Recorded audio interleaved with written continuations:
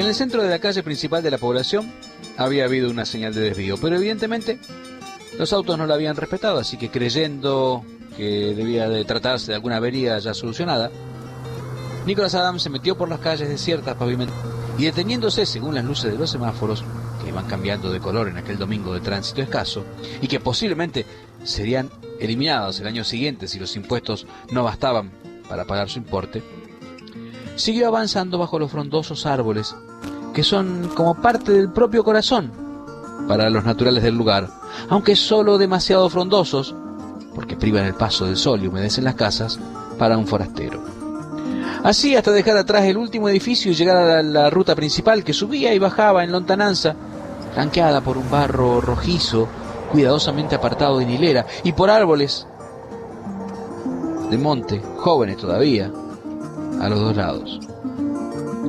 Nick no había nacido ahí, pero el otoño estaba en su plenitud y era un buen lugar para manejar y contemplar. Estaban cosechando algodón, y en los claros había parcelas de maíz, cruzadas algunas de ellas por bandas de sorgo rojizo.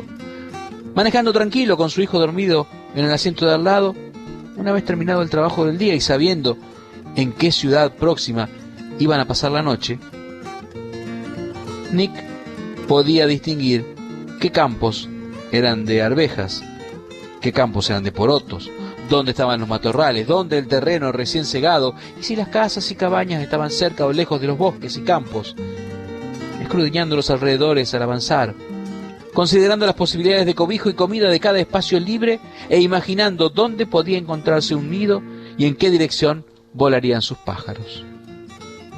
Cazando codornices no es prudente situarse entre la pieza y su escondrijo una vez avistada la pieza por los perros, ya que al huir se te echan encima remontando unas a la altura y otras rozando la cabeza del cazador, de manera casi inverosímil, al pasar y dejando como única alternativa cazarlas de espalda en su fuga antes de que alcancen en rápido vuelo el bosque para perderse en su espesura. Pensando en la caza de la codorniz y en la forma en que su padre le enseñó a realizarla, Nicholas Adams dio en recordar a este. Cuando pensaba en su padre, lo primero que llegaba a su memoria eran siempre los ojos, la silueta alta, los movimientos rápidos, los hombros anchos, la nariz ganchuda de halcón, la barba que cubría su fino mentón. Eran datos que casi no recordaba. Eran siempre los ojos. Estaban protegidos en la frente por la forma de las cejas y hundidos, como si se hubiera destinado un especial refugio para aquellos instrumentos de valor incalculable. Veían a mayor distancia y con más rapidez de lo que suele ver el ojo humano, y eran un gran don. Su papá tenía verdaderamente vista de águila. Parado a la orilla del lago junto a su padre, en los tiempos en que Nick tenía la vista bien, le escuchaba decir: «Izaron la bandera». Pero él no distinguía bandera ni asta. «Veo a tu hermana Dorothy», seguía diciendo el padre, «izó la bandera y va hacia el muelle». Nick alcanzaba a ver la otra parte del lago, la extensa línea de la playa con su maderaje y los árboles más altos de atrás, y el espigón que guardaba la bahía y los claros montes de la granja y el blanco de su casa entre los árboles, pero nunca veía el muelle ni el asta de la bandera. Solo veía la playa blanca y la curva de la orilla. «¿Ves las ovejas en el cerro que da el espigón?» «Sí». Para él eran como una mancha blanca en el verde gris del monte. «Yo puedo contarlas», decía el padre. Como todo hombre con una facultad que sobrepasa las posibilidades humanas, su padre era muy nervioso. Era además un sentimental, y como muchos sentimentales era cruel y abusaba de los demás. Tenía también muy mala suerte, y no siempre por su culpa. Cuando murió, estaba metido en una trampa de la que solo una pequeña parte era responsable, y antes de morir todos los otros, cada uno a su modo, lo habían traicionado. A los sentimentales se les traiciona siempre y repetidamente. Por entonces Nick aún no había escrito nada acerca de su padre, aunque después lo iba a hacer, muchos años después. La región de las codornices hacía que le recordase tal como era siendo él cuando era joven, cuando agradecía profundamente en él dos cosas, la caza y la pesca. Su papá era tan experto en esas como inexperto en otras cuestiones, por ejemplo, la cuestión sexual. Nick se alegraba de que hubiera sido así, porque alguien tiene que darle a uno la primera escopeta, o la oportunidad de tenerla, y es necesario vivir donde haya caza o pesca para llegar a conocerlas, y ahora, Ahora que Nick tenía 38 años, le gustaba pescar y cazar casi tanto como cuando empezó a cazar y pescar junto a su padre. Era una pasión que nunca declinó y agradecía mucho a su papá que le hubiera enseñado a sentirla. En cuanto a todo lo demás, bueno, todo aquello que al padre de uno no le agrada, el conocimiento llega por sí mismo. El individuo aprende cuanto sabe sobre ellos sin consejo alguno. Viva uno donde viva, es exactamente igual. Recordaba con exactitud las dos únicas lecciones que le dio su padre en aquella otra materia, la del sexo. Estaban cazando y Nick disparó sobre una ardilla roja medio oculta en lo alto de un abeto. El animal se desplomó herido, y cuando Nick se acercó para agarrarlo, mordió al muchacho en el dedo pulgar. ¡Maldito bicho!, dijo Nick sacudiendo la cabeza de la ardilla contra un tronco. ¡Mira! ¡Me mordió! Su padre lo vio y dijo: «Chupate un poco de sangre y al llegar a casa ponete tintura de yodo». «Marica del demonio», dijo Nick. ¿Sabes qué es un marica? Llamamos marica a cualquier cosa, dijo Nick. Un marica es un hombre que realiza el acto sexual contra natura y con animales, le dijo el padre. ¿Por qué hacen eso?, preguntó Nick. No sé, dijo su padre, pero es un crimen detestable. Meditando las cosas, Nick quedó horrorizado e inquieto. Estuvo pensando en varios animales sin hallar ninguno lo suficientemente atractivo o propicio. Y esta fue toda la ciencia sexual que su padre le enseñase, aparte de otra escena, una mañana en que estaba leyendo el diario y leyó que Enrico Caruso había sido detenido por algún lío amoroso. ¿Qué es un lío amoroso?, preguntó el hijo al padre. Un crimen detestable, respondió su padre. Inmediatamente Nick dio en imaginar al gran tenor realizando extrañas y detestables cosas con una bella dama muy parecida a las fotografías de Anne Held, reproducidas en el interior de las cajas de cigarrillos. Horrorizado, decidió que cuando fuese un hombre probaría a tener un lío amoroso alguna vez. Su padre resumió los hechos añadiendo que masturbarse es causa de ceguera, locura y muerte, mientras que un hombre que se acuesta con rameras contrae terribles enfermedades venéreas y que por lo tanto lo más prudente es tener las manos quietas. Por lo demás, su papá tenía los ojos más estupendos que Nick había visto jamás y lo había querido mucho durante mucho tiempo. Ahora, pensándolo bien, repasando los días de antes de que las cosas se estropeasen, recordar no servía de nada. Escribir quizá fuera un remedio. Se había librado de muchas cosas escribiendo, pero era demasiado pronto todavía. Demasiados personajes estaban vivos. Decidió pensar en otra cosa. Lo de su padre no tenía remedio. Muchas otras veces, en el pasado, llegó a esta misma conclusión. El gran trabajo que hizo a su padre, el experto de la funeraria, maquillándole el rostro, aún no se había borrado de su memoria, y todo lo demás, incluso las responsabilidades, estaba muy claro. Había felicitado al de la funeraria, que se mostró complacido y orgulloso, pero en realidad había sido él quien proporcionó a su padre la última versión de rostro. El de la funeraria no hizo más que permitirse una osada reparación de dudoso gusto artístico. El rostro se había ido labrando a sí mismo durante tiempo para modelarse del todo y con rapidez en los 3 últimos años. Tenía un buen cuento en la mano, pero con demasiados personajes todavía vivos no podía escribirlo. Toda la cultura de Nick en el citado tema la adquirió por los bosques de abetos detrás del campamento indio. Un sendero que partía de la cabaña se internaba en la espesura hasta alcanzar la granja y perderse después en la ruta que ondulaba por entre espacios talados hasta el campamento. De pronto creyó estar pisando su distancia con los pies desnudos. Primero el suelo de Pinocha a través de los bosques de abetos, tras la cabaña donde se apiñaban, entre astillas, los troncos caídos y grandes ramas colgaban como jabalinas de los árboles heridos por un rayo. Enseguida, cruzando el arroyo sobre un tronco, el oscuro barro del pantano. Después, saltando una valla, fuera ya del bosque, el camino difícil bajo el sol, a través de los campos recién segados, con yuyos a medio crecer, y a la izquierda, la hondonada, esa morada de chorritos. La casa de primavera estaba ahí, junto al arroyo. En la parte baja del granero había forraje recién cortado y tibio, mientras que el viejo se amontonaba seco en la parte de arriba. Seguía otra valla, y el recorrido difícil, sofocante, desde el granero a la casa y el suelo caliente, arenoso, del sendero que llevaba al bosque cruzando el arroyo, esta vez sobre un puente donde crecía la planta que después, empapada en petróleo, servía como antorcha para la pesca nocturna con arpón. La carretera principal se prolongaba después hacia la izquierda, bordeando los bosques y remontando la colina. Era necesario cruzar el boscaje por un sendero de pizarra y arcilla, fresco bajo los árboles, sendero que los indios, cosechando corteza de abeto, ensanchaban cada vez más. La corteza de abeto formaba hileras de grandes montones, con un techo de la misma corteza que parecían casas, y los troncos pelados yacían amarillos grandotes ahí donde fueron abatidos los árboles. Los indios dejaban que los troncos se pudrieran en el bosque sin apartarlos ni quemarlos en parte. Solo les interesaba la corteza para la tenería de Boyne City, donde la transportaban en invierno deslizándola sobre el lago helado.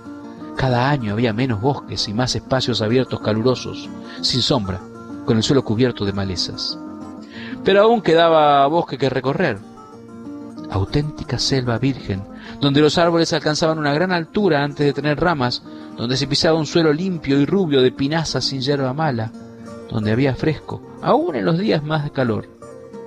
Ahí se tumbaban los tres apoyados en un tronco de abeto de impresionante grosor, mirando cómo la brisa agitaba las ramas en lo alto y cómo el cielo aparecía a retazos entre ellas. Entonces decía Billy: ¿Otra vez, Trudy?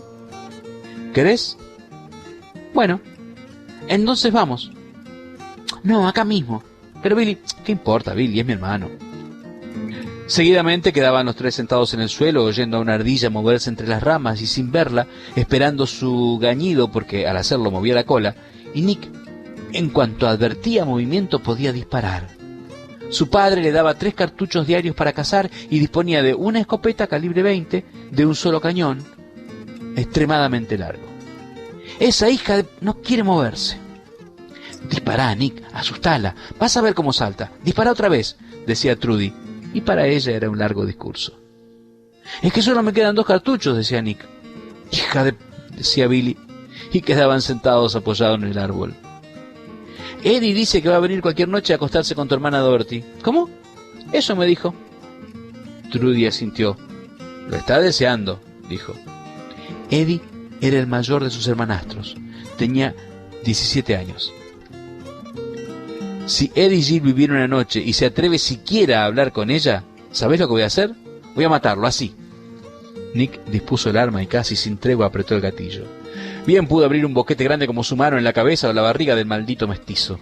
Sí, así lo voy a matar. Entonces es mejor que no venga, dijo Trudy metiendo una mano en el bolsillo de Nick. Será mejor que tenga mucho cuidado, dijo Billy. Es solo un fanfarrón, dijo Trudy, sin dejar de explorar con su mano el bolsillo de Nick, pero no lo mates, te vas a meter en un lío. Lo voy a matar así, repitió Nick. Tenía a Eddie tendido en el suelo con una vara en el pecho. Puso un pie sobre aquel cuerpo y dijo orgulloso y satisfecho: le voy a arrancar la cabellera. No, dijo Trudy, da mucho asco. Le voy a arrancar la cabellera y se la voy a enviar a su madre. No tiene madre, dijo Trudy. No lo mates, Nick, hacelo por mí. Cuando le has arrancado la cabellera voy a arrojar sus cuerpos a los perros. Bill parecía muy abatido. Bueno, mejor será que tenga cuidado, dijo en tono sombrío. Los perros los van a hacer pedazos, dijo Nick, complacido ante la imagen que estaba inventando en su cabeza. Después, una vez arrancada la cabellera del renegado mestizo de pie, mirando con rostro inexpresivo como los perros despedazaban su cuerpo, tuvo que desplomarse junto al árbol porque Trudy le abrazaba temblando, llorando y gritando: No, no lo mates, no lo mates, no lo mates, Nicky, no. ¿Qué pasa ahora? Es que no quiero que lo mates, tengo que hacerlo, decía él, imaginando toda la situación, como si Eddie estuviese allí. Es que es solo un fanfarrón. Está bien, dijo Nick, no lo voy a matar, a menos que ronde mi casa. Ahora soltame. Ay, está mejor así, Trudy. Ahora, ¿querés algo de mí? Lo estoy deseando. Si Billy se marcha, dijo Nick. Había matado a Eddie primero en su imaginación y le había perdonado la vida después también en su imaginación. Se sentía todo un hombre. Andate, Bill. Siempre estás pegado a nosotros. Anda. Oh, maldita sea, dijo Billy. Estoy harto. ¿A qué vinimos? ¿A cazar o a hacer lo que hacen ustedes? Llévate la escopeta, queda un cartucho. Bueno, voy a cazar ese bicho, ya lo vas a ver. Yo te llamo, le dijo Nick. Seguidamente, después de un largo espacio, Billy seguía ausente. ¿Querés que fabricamos un chico? preguntó Trudy, cruzando sus piernas morenas, sintiéndose dichosa.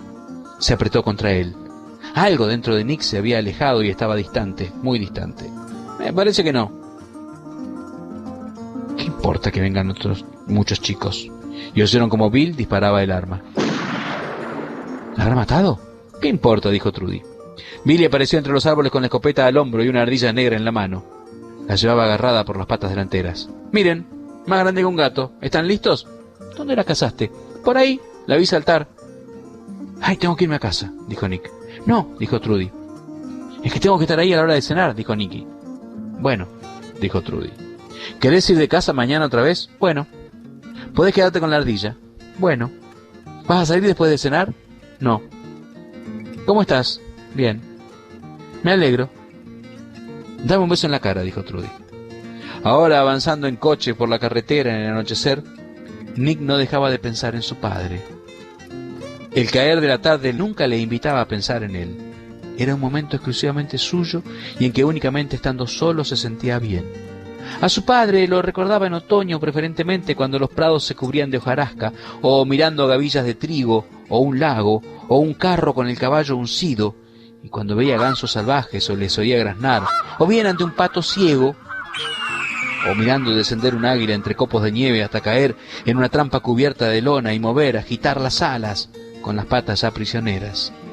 Su padre se le aproximaba de pronto y en cualquier huerto solitario, en un campo recién arado, en un bosque, en un montecito, pisando hojarasca, y siempre que cortaba leña o transportaba agua, y junto a un molino harinero o una destilería de sidra, y ante una presa, y siempre junto a una hoguera al aire libre, las ciudades en donde había vivido no eran lugares que su padre conociese.